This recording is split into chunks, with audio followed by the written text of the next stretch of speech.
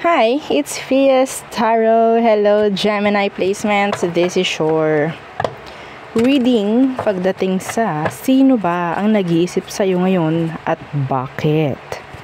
Yes, so syempre, before tayo mag-start, kung hindi ka pa nakakapag-subscribe, please do subscribe and hit the notification bell para lagi po tayo maging updated sa mga mangyayari pa lang. Okay, Gemini?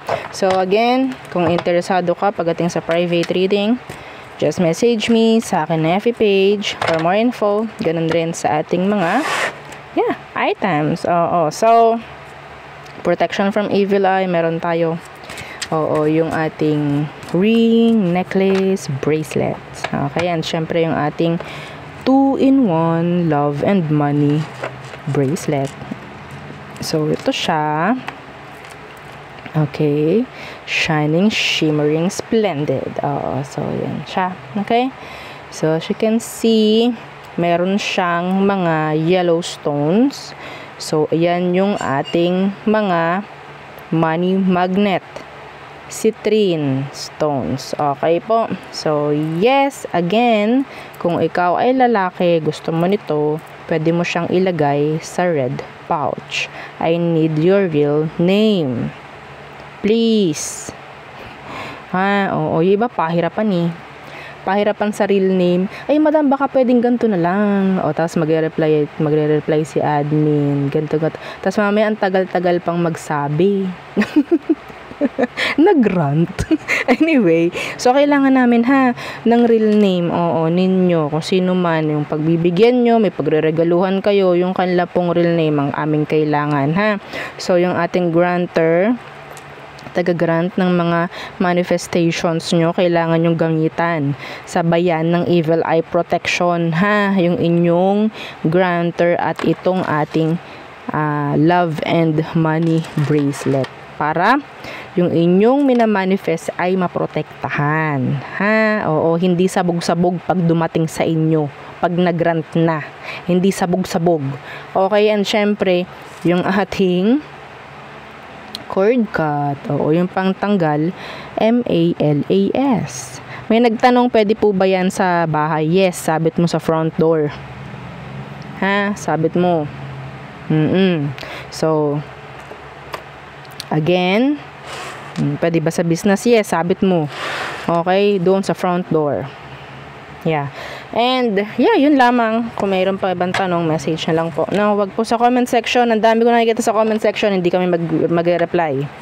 Sabi ko sa inyo, hindi kami magre-reply sa comment section. Sa PM lang po. Okay? Mamaya, ma-replyan kayo ng mga scammers dyan sa comment section. Sige. Bahala kayo,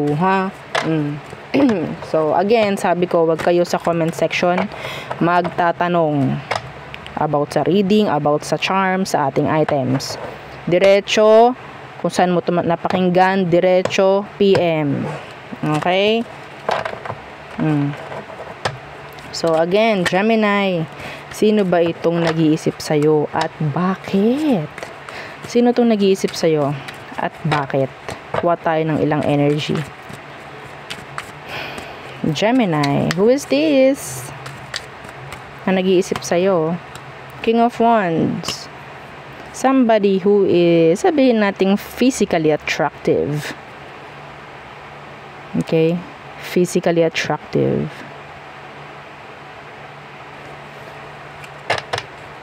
Nakaka-excite. Yung energy. Anyway, what's with this King of Wands? Pwedeng attractive, babae, lalaki, kung naman ang gender niya, The Queen of Pentacles in the reverse. Okay, so Gemini, ito yung taong hindi hindi sanay gumawa, no? Ng paghabol, sila yung hinahabol. Yeah, suplado, suplada, may ganyang energy to. Okay?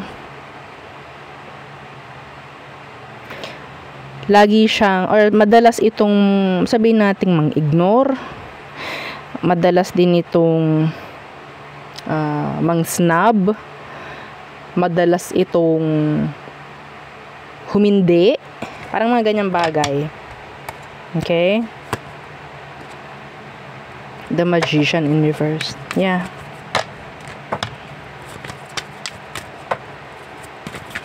So, bakit kanya iniisip? Gemini. Anong sitwasyon nyo? Let's see. Anong meron sa sitwasyon nyo?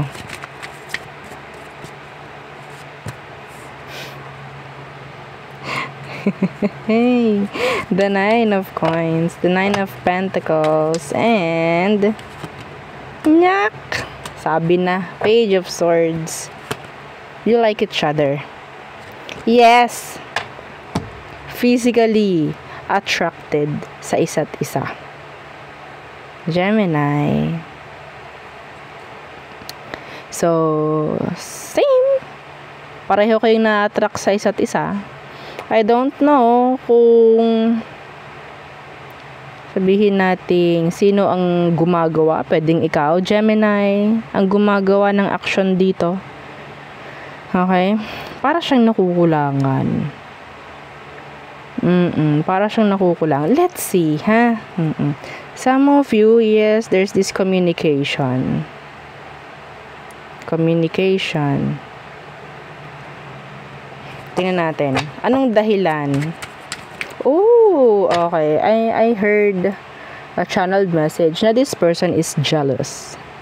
I don't know why. I don't know. Bakit siya nagseselos? Pwedeng some of you nakakuha ka rin ng attraction from other people. Okay? Pwedeng alam mo yon, or pwedeng hindi ka aware na nag-iisip siya ng ganun sa'yo. This is jealous. They're jealous. Isang dahilan yon kung bakit kanya inaisip. Ayaw nito na nakakakuha ka ng ibang attention from other people. Sa totoo man o sa hindi. Diba? Ano pa? Bakit kanya iniisip? Bakit kanya iniisip?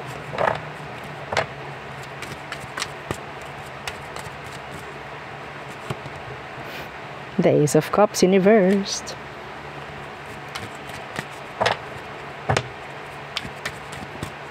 Nakakuha ng katapat to. Yeah. Nakakuha ng katapat to, Gemini. They're in love. They're in love.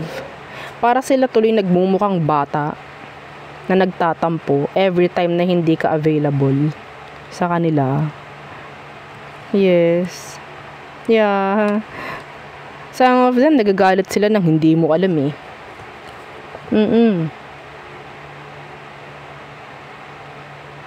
Nagagalit sila kasi parang ang nakikita ko dito, bakit ako nagseselos? Nakakuha rin naman ako ng attention from other people. Pero gusto ko si Gemini. Ay! Hi! Oo. Crush ka nito. Gusto ka nito. Yeah. Yun nga lang, nagtatampo to. Naiinis siya every time na hindi ka nandyan. Or hindi ka available. Okay? Ang dami Ang dami kasing page. May chance na iba't iba rin ang kausap mo, Gemini. Pwedeng nagawa mong tanggihan tong taong to if ever. Kasi siya lang yung gumagawa ng pagtanggi eh. Pwedeng tinanggihan mo to. Yeah, isa pa yun. Paano niya ako nagawang tanggihan? Hindi ako tinatanggihan. Ako lang ang tumatanggi. Ako lang ang nangi-snub. Pero bakit nga ako in-snub? This person, tawag dyan, nagka-catch na siya. Oo, ng feelings. Nagka-catch. Yes, ng feelings. Oo, sa iyo. Di wow. Oo, so yun ha. So, tingnan pa natin. Let's see. Sino pa? Sino pa ito? Gemini. So, another energy. Kuha pa tayo. Gemini, Sun, Moon, Rising, Venus. Who is this person na nag-iisip sa'yo and why? The Four of Pentacles. Could be an earth sign. The Hangman in reverse. Ito yung taong alam mong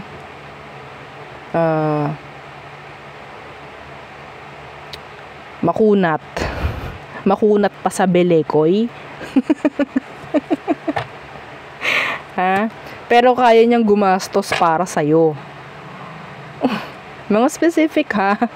Mga specific. Some of them talagang maganit Maganit sa pera. Alam niyo yun, like ang hirap magbigay. Pero pagdating sa'yo, go.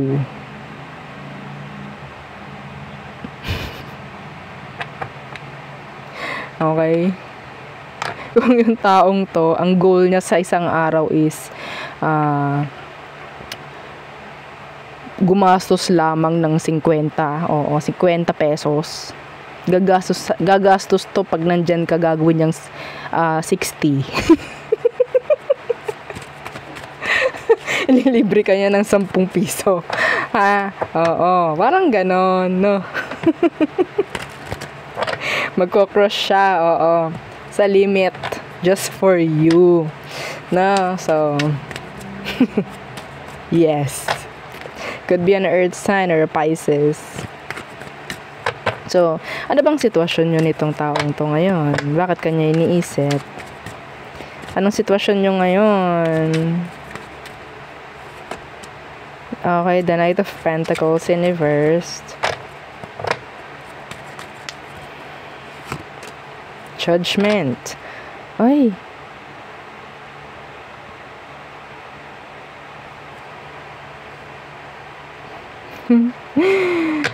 Okay. Temperance. So, sa sitwasyon ha, nakikita ko dito, parang meron ditong gustong sabihin nating may pakita na yes, I can go beyond. Oo, parang ganyan beyond the distance. Mga ganong bagay. I can cross limits. Para ito yun. Oo, sinasabi ko kanina, pinakita lang ngayon sa baraha. Okay? So, lalo na pagdating sa pera, the Knight of Pentacles in reverse, andiyan na nga yung sinasabi ko, diba? Watch your spending. Kasi kaya niya. Meron ditong kayang gumastos. Pero ang nakikita ko dito, hanggang kailan to? Or, ganito na lang ba? Baka na-take advantage ako. Parang ganon. Let's see. Bakit? Bakit kanya naiisip? Parang itong taong to, may chance na nag-iisip ng baka mamaya pinipirahan lang ako, baka mamaya ganto, ganyan. This could be any situation, no? Pwedeng friend mo, parang ganyan. Pwede naman kasing hindi to romantic Okay? Meron ditong parang bigla na lang nag-hold back at nawala sa sitwasyon. Kasi ang nakikita ko dito, parang okay, kailangan ko munang may magkaroon muna ng konting adjustment pagdating sa pamemera. So, bakit kanya iniisip mo yan, Gemini? The King of Cups in reverse. Why the King of Cups in reverse? The Page of Cups. The Page of Swords. For me, this is sabihin nating connection. Okay, wanting to connect. Andito rin yung energy na kahit, eto some of them, meron silang iniisip na parang, okay, kahit anong ginawa mo sa akin, I can forgive you. Parang ganon. Okay? Na-forgive na kita. Parang ganyan ang nakikita ko dito. I don't know who's who, Hindi ko rin alam kung sino ba to, Gemini. Bigla na lang nag-hold back sa'yo, bigla na lang nag-step back. Nawala sa action. Okay, and now, niniisip ng taong to na, I forgive them, or I forgive Gemini. Something like that. Okay, yeah, the devil, the 9 of pentacles, the king of pentacles, the 6 of cups, yeah. So, parang yung energy is like, feeling ng taong to is ginamit mo siya sa pera. Hindi to para sa lahat, I think. So, kakaunti lang makaka-resonate dito. Parang tingin ng taong to, ginamit mo siya sa pera niya. Ginamit mo siya, ginamit mo lang yung pera niya, parang ganyan. Could be an earth sign. Nawala to eh. Kasi parang meron siyang in-end na cycle. They forgive you. Parang ganyan. Kahit hindi ka makapag-sorry, or if this is telling me that this is practical or maybe this is business, parang yeah, I forgive you, Gemini. Parang ganun. Kung namera ka lang talaga, parang ganyan. Okay? Mas marunong ako magpatawad, mas marunong ako magpahalaga, mas parang ganun eh. Don't know pwedeng meron ditong hindi makaresonate talaga, or sabihin natin mga 5%. 5% ng Gemini na nanonood. Anyway, so there, iniisip ka niya kasi yeah, I forgive you naman parang ganyan. Sa lahat. Whether pwedeng siya lang nag-iisip na pinirahan mo siya or talagang pinirahan mo. Okay? So, andun yung sabihin natin, yeah, they forgive you. Anyway, so all signs are through Pisces, Gemini, Aries through Pisces, Aries, they have regrets, cloudy judgment, may naririnig akong ganun, they're sad. Taurus, hindi sila available ngayon. Gemini, lasting pagdating sa'yo. Cancer, they're too kind. Some of them, they're falling in love with you. Leo, focusing on their career, on themselves, on their money, financial, stability, status. So, Virgo, they want, ang tawag dito, make-up sex with you. Libra, so, energy ng sabihin nating progress, okay, attraction, physical.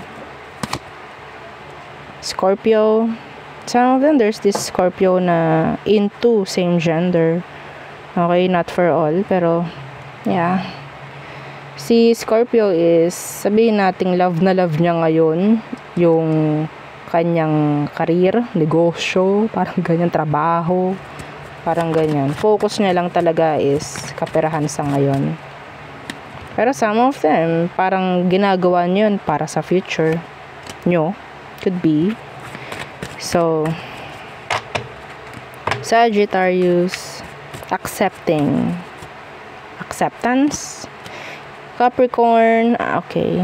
So, meron ako dito nakikitang energy ng unexpected, lalo na after sex. So, Aquarius, there's no tension here with this Aqua. Wala ring blockage. It's like, pwedeng mag-usap kayo ng Aquarius na to, like sexual, mga ganyang bagay. They're not guarded.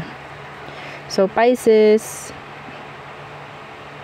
okay. So, nakaka-intimidate. Or maybe na-intimidate sa'yo si Pisces. They're attracted, actually. Okay? They're attracted. So, there. Yun ang aking reading for you, Gemini placements. Again, please don't forget to like, share, and subscribe. And follow our FB page. And yung ating second YouTube channel na nasa description box below. Thank you! Yan, nandito lang siya. Hanap-hanapin nyo lang. Goodbye!